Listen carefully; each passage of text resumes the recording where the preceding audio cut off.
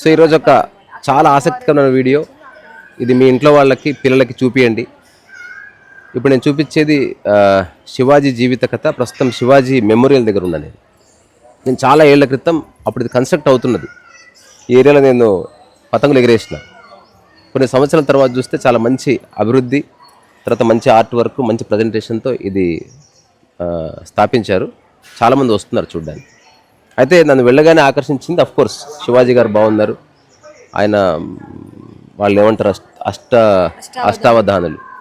దాంతోపాటు గోడల మీద మనం పెయింటింగ్స్ అట్లా వేస్తూ ఉంటాం, అంతవరకు ఓకే. కానీ ఇప్పుడు లోపల ఆర్ట్ వర్క్ ఎంత ఎక్స్ట్రాడినరీ, ఎవరు చేశారో చాలా అద్భుతంగా చేశారు. ఒకసారి శివాజీ కథ అంతా ఒక్కొక్క ఫ్రేమ్ దగ్గర నిలబడి నేను ఊరికే చదువుతా, అక్కడ రాసింది బాగుంటుంది, ఒక చిన్న డాక్యుమెంటరీ లాగా.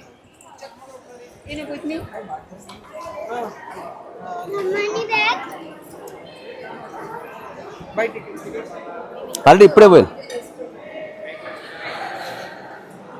సో అది శివాజీ మహారాజ్ ప్రతిమ, వాళ్ళ అష్టదిక్పాలకులు. ఇది మనం లాస్ట్లో కవర్ చేద్దాం. సో ఒకసారి రౌండ్గా చూపించి ఇట్లా అక్కడి నుంచి ఆ శివాజీ మహారాజ్ కథ అంతా ఈ ప్యానల్స్లో ప్రజెంట్ చేశారు. చాలా బ్యూటిఫుల్గా పెయింటింగ్స్ లాగా 3D ఇమేజరీతో ప్రజెంట్ చేశారు. సో మా నరహరి ఒక్కొక్క ఫ్రేమ్ని చూపిస్తాడు, అక్కడ ఉన్న చదువుతాను. నీకు ఏ ఎక్స్ప్లెనేషన్ లేదు, స్ట్రైట్గా ఉంటుంది నరహరి, స్ట్రైట్. ఇది ఫస్ట్ ఫ్రేమ్. సో జజియాబాయి గారు, భవానీ మాత, విదేశీ మూకల ఆగడాలతో కృంగిపోతున్న భారత భూమిని, ముస్లింల రాక్షసత్వం వలన పీడింపబడుతున్న హిందూ సమాజమును, అంతరించిపోతున్న భారతీయ సంస్కృతిని రక్షించే పుత్రుడు కావాలని జిజియాబాయి పార్వతీ పరమేశ్వరుని ప్రార్థించింది. అది చెప్పే సన్నివేశం ఇది. ఆ తర్వాత నెక్స్ట్ ఇక్కడ స్ట్రైట్ ఇట్లా వచ్చి ఇట్లా వచ్చేసి నరహరి ఆల్వేస్ స్ట్రైట్గా ఉండు, ఫ్రేమ్కి స్ట్రైట్గా ఉండు. పార్వతీ పరమేశ్వరుల ఆశీస్సులతో జిజియాబాయి గర్భవతి అయ్యింది. ఈ ఇమేజ్ని ఎంత బాగుంది చూడండి. అసలు మామూలుగా ఎంబోజింగ్ వర్క్ ఉంటుంది, కానీ చాలా ఆల్మోస్ట్ రియలిస్టిక్ ఇమేజ్ బయటకు వచ్చేసింది ఫ్రేమ్ నుంచి. చాలా అద్భుతమైన వర్క్ చేశారు ఎవరో. పార్వతీ పరమేశ్వరుల ఆశీస్సులతో జిజియాబాయి గర్భవతి అయ్యింది. గర్భంలో ఉన్నది శివాజీ. అందువల్లనో ఏమో గర్భవతిగా ఉన్న జిజియాబాయికి పర్వతాల నెక్కాలని, ఖడ్గం ధరించి యుద్ధానికి వెళ్ళాలని, సింహాసనం మీద కూర్చోవాలని అనిపించేది. AD 1960 ఫిబ్రవరి 19న ఫాల్గుణ శుద్ధ త్రయోదశి రోజున హస్తా నక్షత్రం సింహలగ్నంలో జిజియాబాతకు పుత్రోదయమైంది. శివనేరి కోట యందు ఆ కుమారుడే శివాజీ మహారాజ్, తండ్రి షాహూజీ. ఇది సెకండ్ ఫ్రేమ్. నౌ ఇది థర్డ్ ఫ్రేమ్. ఈ థర్డ్ ఫ్రేమ్లో ఏముంది అంటే దాని కంటిన్యూటీ. తల్లి జిజియాబాయి సంకల్పము, ఆశయాలకు అనుగుణంగా బాలుడైన శివాజీ పెరిగి పెద్దవాడగుచున్నాడు.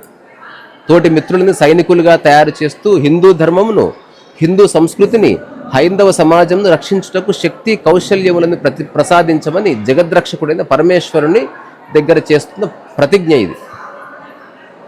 చాలా ఎక్స్ట్రాడినరీ చేశారు అసలు 3D. ఇది ఎంత బాగుందంటే కూర్చుంది ఒక అతను మంచిగా ఇట్లా ఆల్మోస్ట్ బయటకు వచ్చేసింది, పొట్రుడయింది. సో ఎదుగుతున్న శివాజీని, తయారవుతున్న బాల సైనికులకు బోధలు చేస్తున్న వీరనారి మాత జిజియాబాయి. ఇది నాకు చాలా అద్భుతంగా అనిపించింది. దా ప్రజెంటేషన్ మొత్తం కనిపిస్తుందా? మొత్తం కవర్ చేయ. సో పూనా నగరంనకు దగ్గరలో కొండలలోని కనాడ లోయలో తోరణ అనే కోటను తన తోటి యువ సైనికులతో కలిసి 1645 నుంచి 1646 మధ్య శివాజీ గెలిచి సంపాదించాడు. ఆ కోట దగ్గరలో ఉన్న మురుంబాదేవి అనే పర్వతంను కూడా స్వాధీనపరుచుకుని దాని మీద రాజ్గఢ్ అనే కోటను, అంటే అతి చిన్న వయసులో, అంటే 16 సంవత్సరాల వయసులో నిర్మించాడు. పక్కన ధ్యాన మందిరంలో ఆ కోట నమూనాన్ని చూడవచ్చు.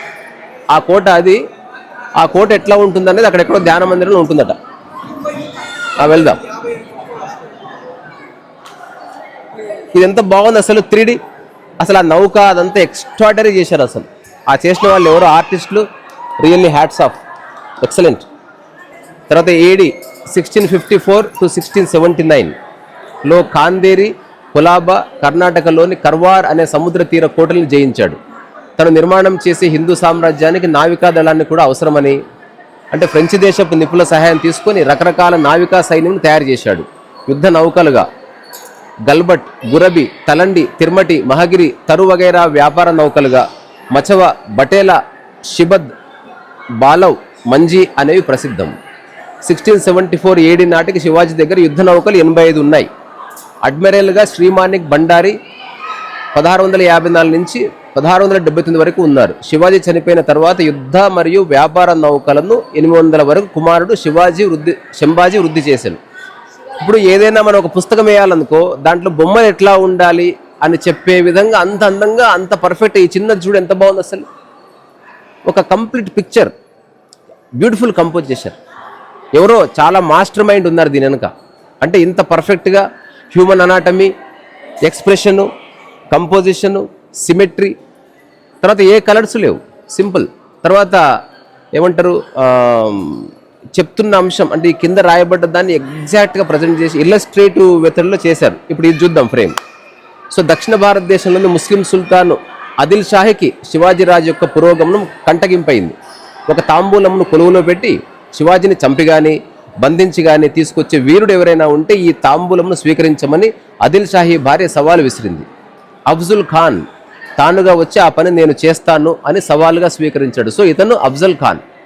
అది సో ఇది చాలా ఫేమస్ ఉదంతం మనకి. మహారాష్ట్ర అంటే మరాఠీ సినిమాల్లో శివాజీ సినిమాలు చాలా వస్తాయి. అందులో ఈ సన్నివేశాన్ని రకరకాల దర్శకులు చాలా హృదయంగా కొంచెం స్ట్రైట్. ఇప్పుడు ఇది చూద్దాం. ఇప్పుడు ఇది శివాజీ మీదకు దండయాత్రకు వెళ్ళాలంటే అఫ్జల్ ఖాన్కి కూడా భయమే. అందుకని తాను శివాజీ చేతిలో చనిపోతే తన భార్యలు 64 మంది ఎవరితో తిరుగుతారో అని ఆ 64 మందిని చంపి బయలుదేరాడు. ప్రతాప్గఢ్ కోట మీద శివాజీ అఫ్జల్ ఖాన్లు కలుస్తారు. శివాజీని అఫ్జల్ ఖాన్ కౌగిలించుకొని తను రహస్యంగా దాచిన పిడిబాకుతో శివాజీ వీపు మీద పొడుస్తాడు. కానీ శివాజీకి అంగి లోపల కవచం ఉన్న కారణంగా ఏమి కాదు. కానీ శివాజీ చేతిలోనే అఫ్జల్ ఖాన్ చనిపోయాడు 1659 సంవత్సరం నవంబర్ 10వ తేదీ. సో వాళ్ళ మధ్యన ఒక యుద్ధం జరిగింది. అఫ్జల్ ఖాన్ చెప్తారు చాలా ఎత్తైన వాడు, శివాజీ షార్ట్గా ఉండేవాడంట. సో మనం ప్రతిసారి బలంతో గెలవలేము. శివాజీ ఒక మీద నేను అంటే అధ్యయనం చేసి చెప్తున్నా, ఒక దుర్మార్గుని చంపడానికి అవసరమైతే యుక్తిని ఉపయోగించాలి. ప్రతిసారి మనం అంటే ఫేస్ టు ఫేస్ సాయంత్రం 6వ కానీ యుద్ధం ఆపేద్దాం అట్లా అంటే కుదరదు అని తర్వాత మాట్లాడుకుందాం. ఇది చాలా బాగుంది అసలు, ఎంత బ్యూటిఫుల్ ఇమేజరీ ఉంది అసలు. ఆ మరాఠీ వాళ్ళ ఫేసులు లాగా ఈ ఆఫ్ఘన్ లేకపోతే ఈ మొఘల్స్ యొక్క మొఘల్స్ ఫేసెస్ లాగా వాళ్ళ కళ్ళు, ముక్కు, వాళ్ళ ఈ స్కళ్ళు చాలా బాగా స్టడీ చేశారు. తర్వాత వాళ్ళు కట్టుకున్న తలపాగాలు, ఆ తలపాగాలను ఇట్లా కింద కట్టుకున్నారు అంటే ఊసిపోతే యుద్ధం చేస్తున్నప్పుడు, కాబట్టి ఇవి కూడా చాలా బాగా చేశారు. సో ఒకానొక సమయంలో పనల్గఢ్ అనే కోటలో ఉన్న శివాజీని చంపాలని సిద్ది జౌహార్ వచ్చాడు. 4 నెలలు అదే కోటలో దిగ్బంధంలో ఉన్న శివాజీ ఆ కోట నుంచి ఒక రోజు రాత్రి తప్పించుకొని విశాల్గఢ్కి బయలుదేరుతాడు. సిద్ది జౌహార్ మనుషులు పసిగట్టి శివాజీ వెనుకబడి తరుముతుంటారు. పావన్ ఖండ్ అనే కనుమ దగ్గర, అంటే ఇద్దరు మాత్రం వెళ్ళగలిగే ప్లేస్ అది. శివాజీ సేనాని అయిన బాజీ ప్రభు దేశపాండే తన 200 మంది సైనికులతో సిద్ది జౌహార్ సైనికులను ఓడిస్తూ ఉంటాడు. శివాజీ విశాల్గఢ్కి వెళ్లే వరకు శత్రువులను నిలువరిస్తూ బలిదానం అవుతాడు. సో 13 జూలై 1660 ఇది దాని కథ. సో ఇక్కడ శివాజీ ఇక్కడ బలిదానం అయ్యాడని చెప్తున్నారు. ఓకే, తర్వాత ఇక్కడ ఎంత బాగుంది అసలు, ఆ కోట నుంచి దిగుతున్న వ్యక్తిని ఎంత బాగా పోర్ట్రేట్ చేశారు శివాజీ. తర్వాత ఢిల్లీలో ఔరంగజేబ్ అధికారంలోకి వచ్చి శివాజీ మీదకు తన మేనమామైన షయిస్తా ఖాన్ని లక్షల సైన్యంతో పూనాకి పంపుతాడు. లక్షల సైన్యంతో ఉన్న షయిస్తా ఖాన్ మీదకి ఒకరోజు రాత్రి శివాజీ 200 మందితో వెళ్ళి దెబ్బ కొడతాడు. ఆ దెబ్బకి షయిస్తా ఖాన్కి చేతివేళ్ళు తెగిపోతాయి. లక్షల సైన్యాన్ని తీసుకుని పారిపోతాడు షయిస్తా ఖాన్. ఇది 1663 ఏప్రిల్ 5. ఆ తర్వాత ఇది ఇమేజరీ. ఈ మరాఠా వీరులని చాలా బాగా పోర్ట్రే చేశారు. అవును, ఇది పోర్ట్రే చాలా బాగా చేశారు. శివాజీ దగ్గర నుండి పారిపోయి వచ్చిన మేనమామ షయిస్తా ఖాన్ తిట్టి ఔరంగజేబు ఈసారి తన దగ్గర ఉన్న దిలేర్ ఖాన్ను, జైసింగ్ను శివాజీ మీద దండయాత్రకు పంపుతాడు. చాలా సైన్యంతో వచ్చిన వీరు పురందర్ అనే కోటను 15 రోజులైనా జయించలేకపోతారు. చివరకు పురందర్ కోట అధిపతి అయిన మురార్బాజీ 2 చేతులతో యుద్ధం చేస్తాడు.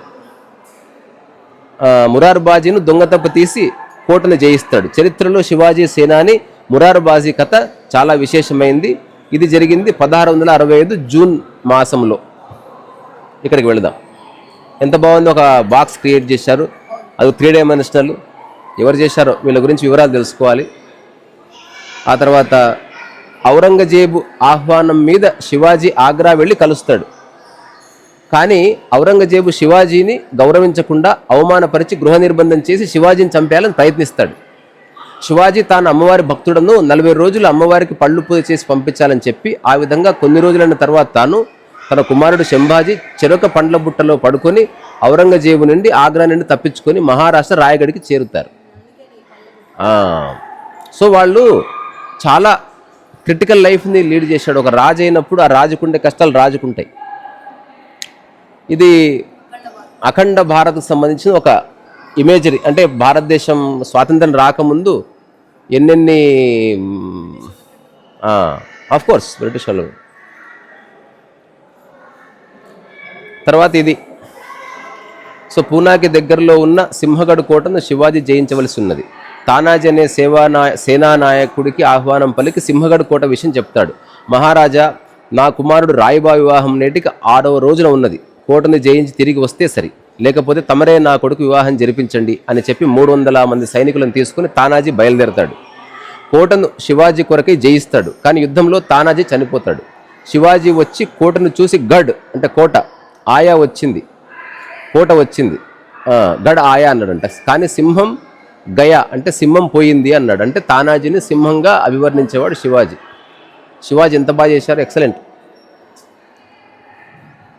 ఆ తర్వాత శివాజీ పుట్టినప్పటి నుంచి అతని సాహసాలను లీలలను శివాజీ గురువైన సమర్థ రామదాస స్వామికి శివాజీ మంత్రులు తెలియజేస్తారు. సో మొన్న దీపక్, అతని పేరేంటి, సాయి దీపక్, ఈ అంశాన్ని చెప్పాడనమాట. అంటే ఎంత గొప్ప రాజైనా తనకు ఒక గురువు, ఒక యోగి, ఒక ఆధ్యాత్మికవేత్త అవసరమైంది. అట్లా మన భారతీయ సాంప్రదాయంలో ఓన్లీ ఫైట్ చేయడమే కాదు, ఎలా ఫైట్ చేయాలని మార్గనిర్దేశం చేసేవాళ్ళు లేకపోతే అది మారిపోతుంది. సో సమర్థ రామదాస స్వామికి శివాజీ మంత్రులు తెలియజేస్తారు. తర్వాత ఒకానొక సందర్భంలో సమర్థ రామదాస స్వామి శివాజీ కలుస్తారు. 1972 అది ఇక్కడ, సారీ 1672 ఇటు. అసలు భలే చేశారు. అసలు ఒక్కొక్కటి చేయడానికి చాలా టైం పట్టి ఉంటుంది. ఇది ఎంత బాగుంది అసలు. ముగ్గురు ఇట్లా నిలబడ్డారు ఇట్లా. సో 1645లో హిందూ సామ్రాజ్య నిర్మాణం మొదలుపెట్టిన శివాజీని అందరూ ఒక సుబేదారుగానో భోన్స్లే వంశ యువరాజుగానో చూస్తున్నారు. అప్పుడు కాశీ నుంచి గాగా భట్టు అనే పండితుడు మన దేశంలో అందరి రాజులకు వర్తమానం పంపుతాడు. శివాజీ కేవలం మహారాష్ట్రకు మాత్రమే రాజు కాదు, యావత్ భారతదేశానికి సామ్రాట్. కానీ శివాజీ మహారాజునకు హిందూ పాదషాహి అంటే హిందూ సామ్రాజ్యాధిపతిగా 1674 జ్యేష్ఠ శుద్ధ త్రయోదశి నాడు పట్టాభిషేకం జరుగుతుంది. రమ్మని ఆహ్వానాలు పంపుతాడు. ఆ ఉత్సవంలో యావత్ భారతదేశం నుంచి రాజులు, మహారాజులు పాల్గొన్నారు. సూరత్ నుంచి ఆంగ్లేయులు కూడా వచ్చి కప్పము కట్టారు. అంటే శివాజీ రాజు కాబట్టి రాజుకు చెల్లించాలి. తదనంతరం 1677లో శివాజీ మహారాజ్ దక్షిణ భారతదేశ దిగ్విజయ యాత్రకు బయలుదేరి హైదరాబాద్లో గోల్కొండ కోట కుతుబ్ షాహీ మీద దండయాత్ర చేస్తాడు. అతను యుద్ధం చేయకుండా శివాజీతో సంధి చేసుకుంటాడు. ఇది 5వ తేదీ ఫిబ్రవరి 1677. ఇది ఈవెన్ సైడ్ నుంచి చూసిన ఇమేజరీ చాలా బాగుంది.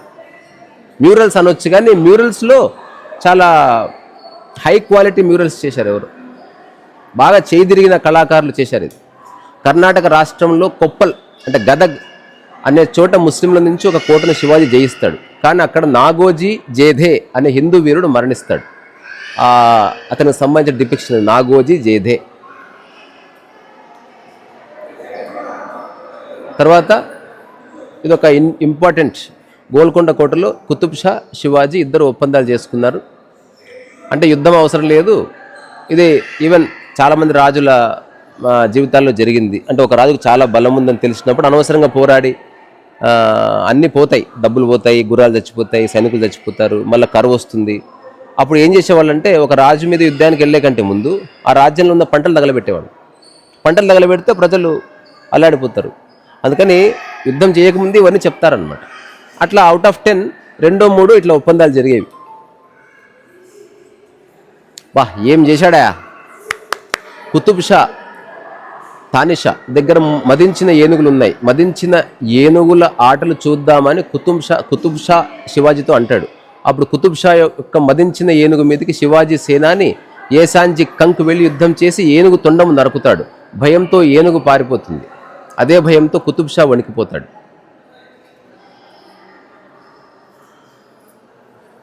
ఇంకా ఒక 4 ప్యానెల్స్ ఉన్నాయి, అవి కవర్ చేద్దాం.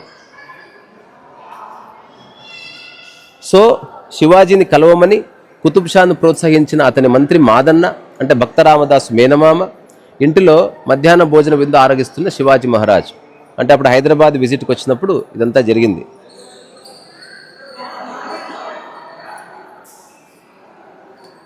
శివాజీ మహారాజ్ కావేరీ నది దగ్గర గల తంజావూరు జింజికోటలను జయించడానికి వెళుతూ తోవలో భ్రమరాంబ సమేత మల్లికార్జున స్వామి దర్శనానికి శ్రీశైలం వచ్చాను. 24 మార్చి 1677 ఇక్కడ దేవాలయానికి ఉత్తరం ద్వార గోపురం కట్టిస్తున్న దృశ్యం కూడా చూడవచ్చు. ఇది అదే శ్రీశైలం గుడికి ఉన్న ఉత్తర ద్వార గోపురం, శివాజీ గోపురం అని పేరు. అది చాలా బాగుంది. శ్రీశైలం నుంచి తిరుపతి తిరుమల వెళ్ళి బాలాజీ వెంకటేశ్వర స్వామిని దర్శించుకున్న శివాజీ మహారాజ్. సో ఫైనల్గా ఇది ఫ్రేమ్. ఏం చెప్తారో చూద్దాం. అంటే కథ ముగుస్తుంది. చంద్రగిరి, కృష్ణగిరి, రాజగిరి అనే 3 కోటల మాలిక అయిన జింజికోటను నాసిర్ ఖాన్ ఆధిపత్యం నుంచి శివాజీ మహారాజ్ 13 నుంచి 19 మే 1677 జయించాడు. తదనంతరం ఆ ప్రాంతానికి పాలకుడైన తన పినతల్లి కుమారుడైన వెంకోజీ రాజేతో సంప్రదింపులు జరిపి తిరిగి తన రాజధాని రాయగఢ్కి శివాజీ మహారాజ్ చేరిపోయాడు. 1690 నుంచి 1698 వరకు హైందవ సామ్రాజ్యానికి కేంద్రంగా జింజికోట విరాజిల్లింది. సో ఇది శివాజీ మహారాజ్ యొక్క complete life from birth to తను హిందూ పాదషాహీగా నియమితుడైన తర్వాత భారతదేశంలో ఉన్న ప్రధాన ప్రదేశాలు తిరగడం, దాంతోపాటు శ్రీశైలం రావడం, అక్కడి నుంచి తిరుపతి వెళ్ళడం, ఆ తర్వాత శ్రీశైలంలో ఒక గోపురాన్ని ఏర్పాటు చేయడం, ఆ తర్వాత తను గెలుచుకున్న వాటన్నిటికీ ఎవరో ఒకరు నియమించడం, అట్లా మన భారతదేశాన్ని మొత్తం ఏకీకృతం చేయడం. అంటే అట్లా భూభాగం పరంగా శివాజీ చేస్తే విభజనలు లేకుండా శంకరాచార్యులు చేశారు. అంటే ఎవరి సేవ వాళ్ళది. సో ఇట్లాంటి ఒక గొప్ప వర్క్ చేసిన ఎవరైనా కూడా అభినందించాల్సిందే. అన్నీ మనం చేయలేము, ఎటు చేసిన దాన్ని మనం చూడాలి, అభినందించాలి. మీరు కూడా మీ పిల్లల్ని ఇక్కడ తీసుకుని రండి. చాలా చోట్ల స్కల్ప్చర్స్ చాలా పెడతారు కానీ ఓపిక ఉండదు, ఏదో ఒకటి పెట్టాలి, రంగులు పులిమేయాలి అట్లా. సో ఇక్కడ ఎవరైతే చేశారో దీని ఆర్కిటెక్ట్ కానీ దీని అనుకున్న ఆర్టిస్ట్ కానీ ఇక్కడ ఉన్న అధికారులు కానీ చాలా కాన్షియస్గా దీన్ని డెవలప్ చేశారు. నేను నా ఈ చిన్న జీవితంలో ఇంత చక్కటి మ్యూరల్స్, అది కూడా మన భారతీయ సంస్కృతికి సంబంధించిన ఆ వేషధారణ, కట్టుబొట్టుతో కూడిన మ్యూరల్స్ చూడు. ఇందులో ఒక 3-4 టాప్ క్లాస్ ఉన్నాయి మ్యూరల్స్ ఎవరు చేశారు. సో నేను చాట్ జీపీటీలో అడిగి తెలుసుకుంటాను. I really enjoyed. నేను కూడా లైఫ్లో ఇట్లా చేద్దామని ఉంది, నాకు వసతి లేదు. అట్లీస్ట్ వీటిని రెఫరెన్స్గా తీసుకొని నేను కూడా ఏదైనా ఒక మ్యూరల్ చేస్తాను లైఫ్లో, తప్పకుండా చేస్తాను. I can. సో ఇది శివాజీ మహారాజ్ యొక్క అద్భుతమైనటువంటి ప్రతిమ. చాలా సజీవంగా ఉన్నాయి. కొన్ని అయితే అసలు ఆశ్చర్యపోయేంత సజీవంగా, వీటితో పోలిస్తే అవి ఇంకా గొప్పగా ఉన్నాయి. అసలు పోల్చకూడదు, బట్ ఏదైనా చాలా బాగుంది. సో ఇది శివాజీ మహారాజ్ యొక్క జైత్రయాత్ర, బాల్యం నుంచి అతను హిందూ పాదషాహిగా అయ్యే వరకు. సో చుట్టుపక్కల చక్కటి కొండలు, శ్రీశైలాన్ని ఒకప్పటికంటే చాలా బాగా డెవలప్ చేశారు ఇప్పుడు. అంటే రోడ్లు కానీ, ఆ తర్వాత షాప్స్ అన్నీ తీసేశారు. మనకి ఇప్పుడు కాశీ కారిడార్ లాగా, శ్రీశైలం కారిడార్ లాగా ఏర్పాటు చేశారు. చాలా పీస్ఫుల్గా ఉంది, ఆర్గనైజ్డ్గా ఉంది. So please come.